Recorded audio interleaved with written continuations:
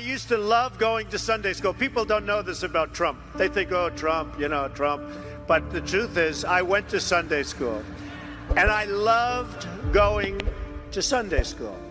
And I did for years, and I learned a lot. And I learned about God, and that was probably the greatest thing I've ever learned. Forget all the business stuff. My father was a worker, and he loved to work. He'd work on Saturdays, he'd work on Sundays. He just liked it. He'd go to church, but after church, he'd go and work. And he'd build homes, and at night, he'd go to these major sites with teams of people, and he'd scour the sites for nails and sawdust. I was no different when I was 20 years old, believe me. I wanted to be successful. I wanted to get out of Brooklyn. I said, Pop, I love you, but I want to get out of Brooklyn. I love Brooklyn, but I want to get out. My father was a builder in Brooklyn and Queens. He built moderate income housing and some low income housing. He was really good at what he did. He was a real professional. And I learned a lot just sitting at his knee, listening to him from the time I grew up. And I just learned a lot about negotiating. I learned a lot about building. And he built some really good stuff. He built some jobs out in Brooklyn and Queens, out in the boroughs of New York, for low and moderate income people. And, he did a really good job at what he did. He just loved it. And I think more than anything else, not because of what he taught me lots of different things, but I watched him be a happy man and work until he was literally 93. He was 93 years old when he died. If I give you one message to hold in your hearts today, it's this: never, ever give up. There'll be times in your life you'll want to quit, you'll want to go home. When your story goes from here, it will be defined by your vision, your perseverance, and your grit. It's called the road less traveled. I know that each of you will be a warrior for the truth. I had a brother, Fred, who was sadly an alcoholic, a serious alcoholic. He was much older. He was 10 years older than me, 11 years older than me, and he was as good-looking a guy as you've ever seen. He had everything going, the best personality. I have a bad personality compared to Fred, but he started drinking, and he also smoked a lot, and I didn't like seeing that. I think it started in college, frankly, but it got progressively worse. And he was really unable to stop. And he'd always tell me, don't you ever drink, and don't you ever smoke. He'd add the smoke in it because he smoked and he drank. And it hugely affected his health and hugely affected even his look. So I never drank. I mean, when you talk about my father, I learned a lot from my father, but I learned a lot from my brother, Fred. And he set an example. It wasn't maybe the example that people would think, but it really was, in its own way, an example. Over the years, as you have great victories and a couple of defeats, and hopefully they're only minor defeats, you learn to be a little bit more conservative. That's very important to people now. We must always remember that we share one home and one glorious destiny. Whether we are brown, black, or white, you will build a future where we have the courage to chase our dreams no matter what the cynics and the doubters have to say. You will have the confidence to speak the hopes in your hearts and to express the love that stirs your souls. No one is ever going to stop you from practicing your faith or from preaching what's in your heart. And dream big and bold and daring. We have to do that. And always have the courage to be yourself. Most importantly, you have to do what you love. You have to do what you love. I've seen so many people, they're forced through lots of reasons to go down a path that leads them to something that they don't love, that they don't enjoy. You have to do what you love, or you most likely won't be very successful at it. I was blessed to have smart children. They did well in school, they got good marks, they didn't have problems. But a lot of that was early upbringing. I'd always say to them, no drugs, no alcohol, no cigarettes. I'd drive them crazy. I'd say every time they'd leave, no drugs, no alcohol, No cigarettes. Repeat after me. But I drum it into their heads. And you know, you have to get through those artificial barriers. I call them artificial barriers because you can do something about it until it's too late. Once it's in your system, it's very hard to stop.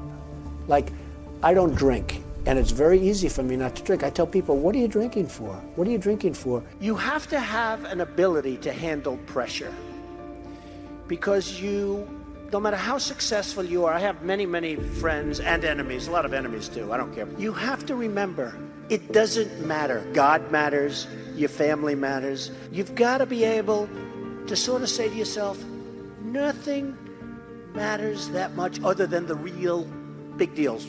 Remember your duty, honor your history, take care of the people God put into your life.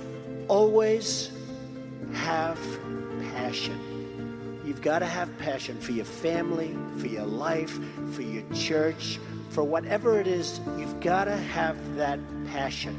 You've got to just love it. They said, there is no path to victory for Donald Trump. They forgot about the forgotten people. By the way, they're not forgetting about the forgotten people anymore.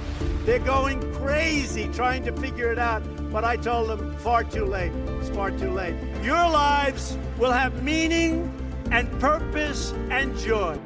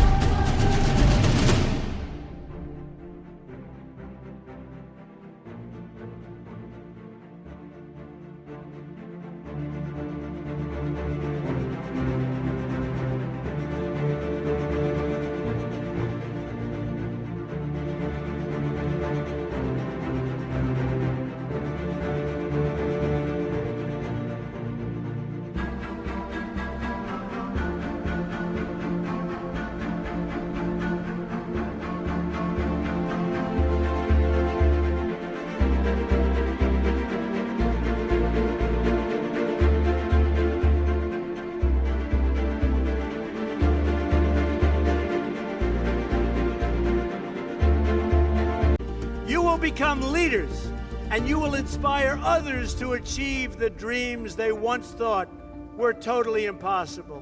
Things that you said could never, ever happen are already happening for you. I would always say to people, and I'd see people, and I'd say, you gotta love what you do. Because you know, if you love what you do, you work harder. But when you do something that you love, you'll never fail. What you're going to do is give it a shot again and again and again. You're ultimately going to be successful. And remember this, you're not working. You learn to contribute to your communities, to take pride in your nation, and to seek out opportunities to serve.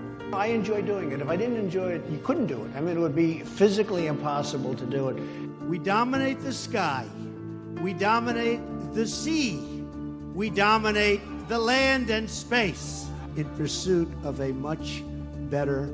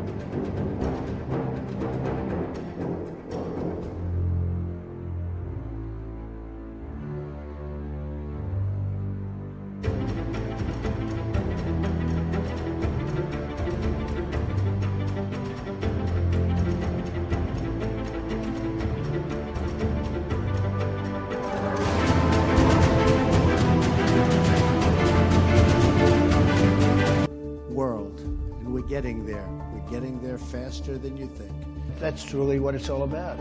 Success is about enjoyment. Look, money is interesting because it's sort of a scorecard. That's all money is.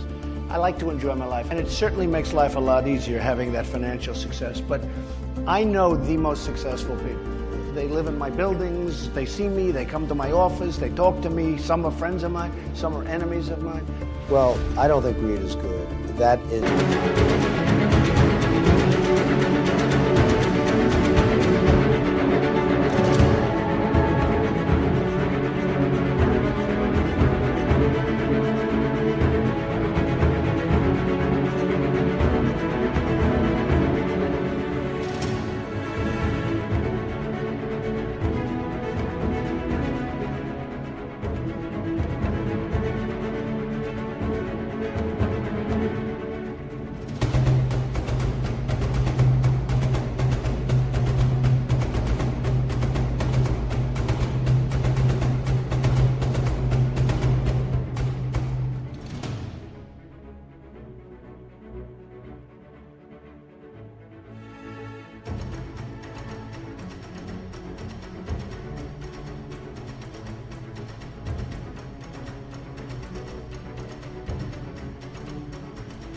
It's not the case. I mean, I think greed is bad.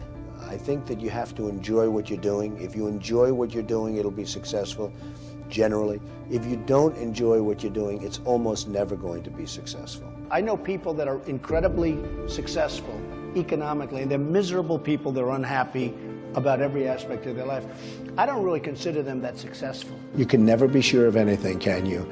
The answer was something else. You have a lot of people that don't tell the truth. There is a certain advantage to having a certain degree of paranoia.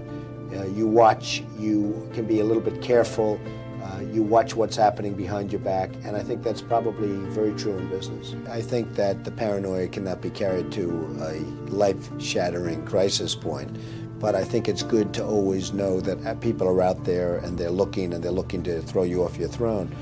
But I think success brings great enjoyment, and certainly it has for me.